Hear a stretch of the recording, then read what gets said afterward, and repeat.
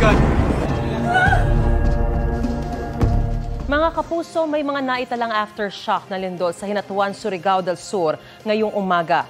Bago mag-alas 10 ng umaga, may iniulat na magnitude 5.2 na lindol doon ang PHIVOLCS. Nasundan ito ng dalawa pang mas mahinang aftershock.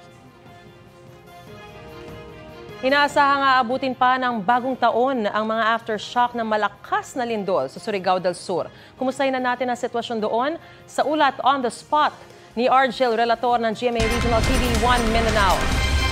Argel, maayong buntag. Mariz, isinailalim na sa state of calamity ang buong probinsya ng Surigao del Sur.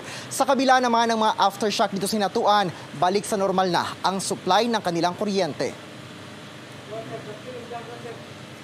Naging patay-sindi umano ang supply ng kuryente simula nang yumanig ang magnitude 7.4 na lindol noong Sabado ng gabi. Bumalik na rin ang supply ng tubig sa mga lugar sa sentro ng bayan.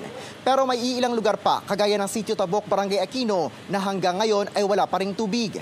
Nasira umano ang pipelines, bunsod ng paggalaw ng lupa. Patuloy pang nagsasagawa ng repair ang Hinatuan Water District upang maibalik sa normal ang supply ng tubig.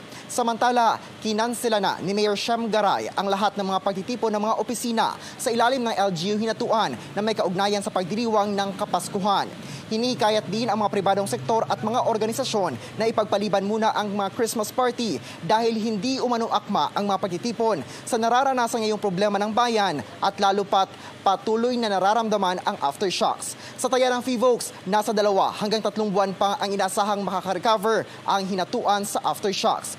Idineklara na sa ipinasang resolusyon kahapon ng Sangguniang Panlalawigan na isailalim sa state of calamity ang buong probinsya ng Surigao del Sur dulot ng epekto ng magnitude 7.4 na lindol at nararanasang aftershocks. Mariz, samantala sa bayan ng Kagawait, niyanig naman sila ng 5.8 magnitude na lindol noong kagabi pala. Oo, nag-set up na rin ang itong LGU ng Kagawait ng mga modular tents upang temporaryong masisilungan ng mga apektadong residente. Mariz. Maraming salamat, Argel Relator ng GMA Regional TV 1 Mindanao. Mga kapuso, para sa mga maiinit na balita, mag-subscribe sa GMA Integrated News sa YouTube. Sa mga kapuso abroad, subaybayan niyo po kami sa GMA Pinoy TV at sa www.gmanews.tv.